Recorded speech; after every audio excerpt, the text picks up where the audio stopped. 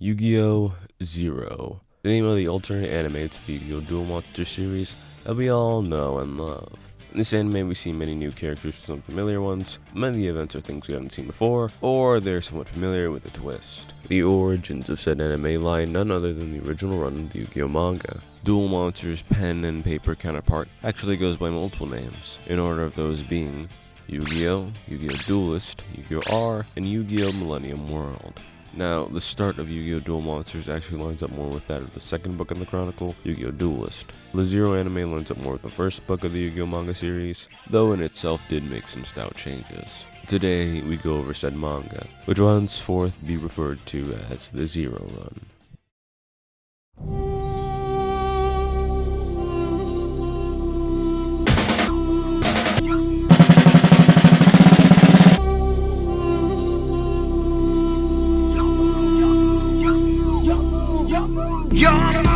So, about the Zero manga. Said work is from a time before the Goliath of a trading card game that we know today, or even the formation of the card game as it is played in the anime or later parts of the manga. Originally, Kazuki Takahashi began his foray into the world of manga in 1982, having worked on titles such as Battle Ball and Beret, two manga that ran for 2 volumes, but were ultimately cancelled, with his biggest hit easily being identified as Yu-Gi-Oh! Yu-Gi-Oh! Was serialized in 1996, and served as a way for Takahashi to convey his avid love of games through his writing, something made obvious by the variety and emphasis on gaming. He even wrote in his author's note at the beginning of Volume 6 about a time he was robbed and didn't notice due to being too absorbed in a pachinko game. As for how Takahashi described his own work at the time of his first volume release, he'd say, "I think that Yu-Gi-Oh! Is kind of a strange story. Although at first I wanted to create a story centered around the mysterious and everyday life, before I knew it, I ended up incorporating this and that, so many different things. I hope you all become good friends of Yugi, Jonichi,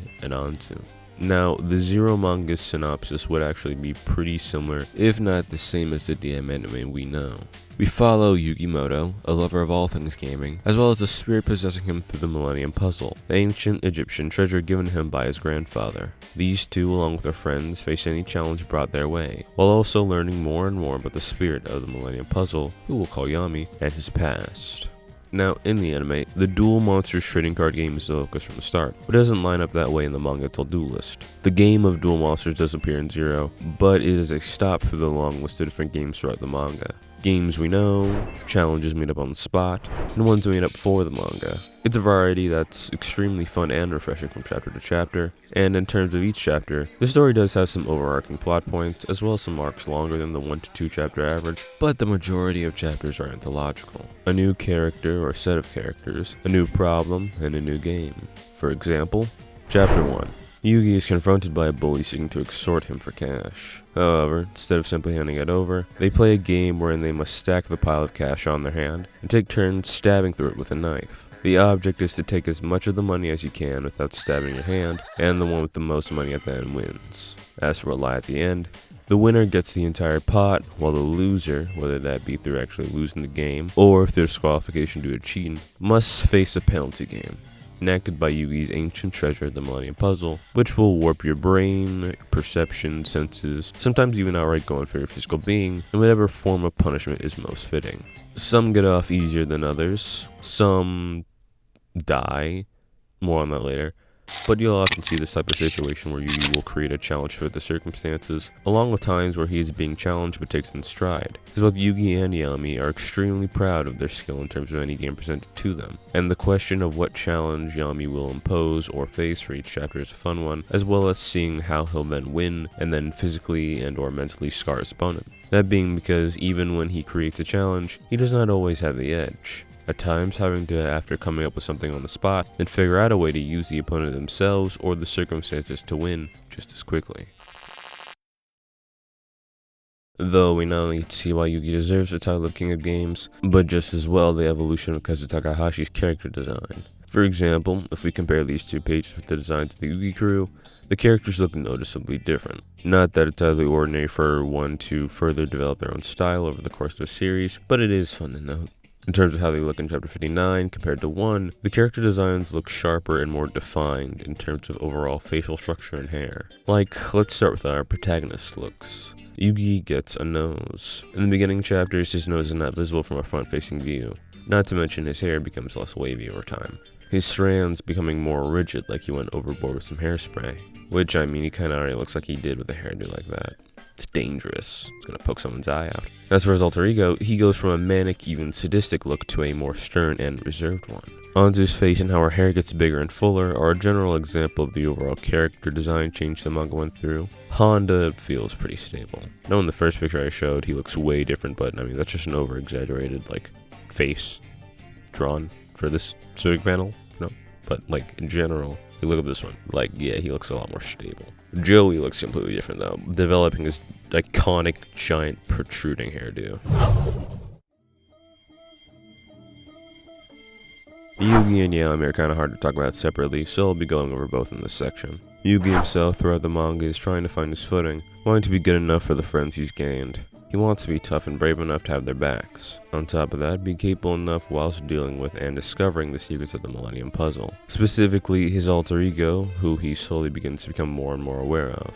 Speaking of Yami, he is very sadistic. He is broken and maimed multiple people as a result of them losing the games they play with him. And he has definitely killed some of them. There's one guy who was just 100% no way not dead, but there are others who likely died, will probably never function again properly, or may even just be facing fates worse than death. But as I said before, his design goes from sadistic to stern, which actually matches his character pretty well. Early design fits how the character acts at the beginning to a T, enjoying the shadow games he plays, and even taking pride in punishing losers. As you can see from where he says he prefers to come up with original punishments. I mean, come on, he works hard on these. Coming up with unique Egyptian torture magics ain't as easy as it sounds, especially when you got someone stepping to you every other day. Toward the end of the manga though, Yami gets a design that actually matches up more with his anime counterpart. This design essentially looks like a more mature and confident Yugi, which is basically what he becomes. Yugi ventures on to become braver and more capable, and Yami responds to all of Yugi's feelings. Having had instantly took on the desire to defend his friends as of being incarnated into Yugi's body, but as the manga progresses, he gains more and more appreciation for both those friends and his other self. As he sees Yugi get braver and bolder, he gains a greater fondness and respect for his other self. Here we get to see the beginning of Yugi and Joey's friendship, and thus see how much Yugi's actions and feelings impacted him. Before the story, he was a brawler that, by his own admittance, fought not for fun or dominance, but because of his own issues. He didn't like himself and aspects of his life, so he fought as an avenue to vent his frustrations. After becoming friends with Yugioh though, that's when he was able to dedicate his fist to his friends, to protecting and standing up for them. And by doing so, he found somewhere he felt right, with people that made him feel right. Here we get to see Joey truly become the man he wants to be. It's Joey to a lesser extent. He is his own character and does have a presence when he is around, not just being Joey's sidekick or whatever, but he and Joey do go through a lot of the same changes in close proximity to each other. So, sorry Honda.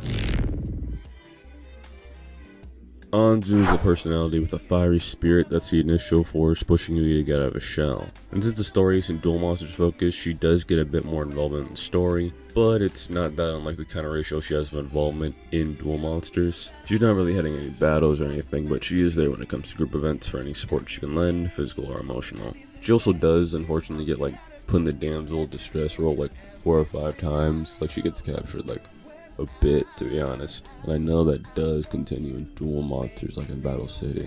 Sucks for her. But also, in terms of getting a bit more screen time, same does kind of go for Honda. Instead of using a card game, he and Joey do just straight up, punch people to solve their problems. And he did get some nice moments in the Death arc. Always kind of popping off in there. I've already gone over my stance on the duels in this, but I set a precedent to go over these last, so I'll reiterate. The constant new circumstances, games that come from said circumstances, and the method Yugi finds to win are always very fun to see. Something I haven't said would be that it is very cool seeing the origins of Duel Monsters, and knowing that this game Takahashi made up for this manga got so popular that now not only is it the focus of the greater series, but it also spawned the, as I said at the beginning, Goliath of a trading card game that we know today in real life. Another cool thing we get to see is the origins of things we actually get to see in the anime. As while Duel Monsters isn't an adaptation of the Zero manga, pieces of it are brought over and reworked into parts of the anime. Though all in all, whether you're just looking for something fun, new to read, or a longtime fan of the Yu-Gi-Oh series, I'm telling you, check out the manga. Or you could play a penalty game. Wamu. Wow.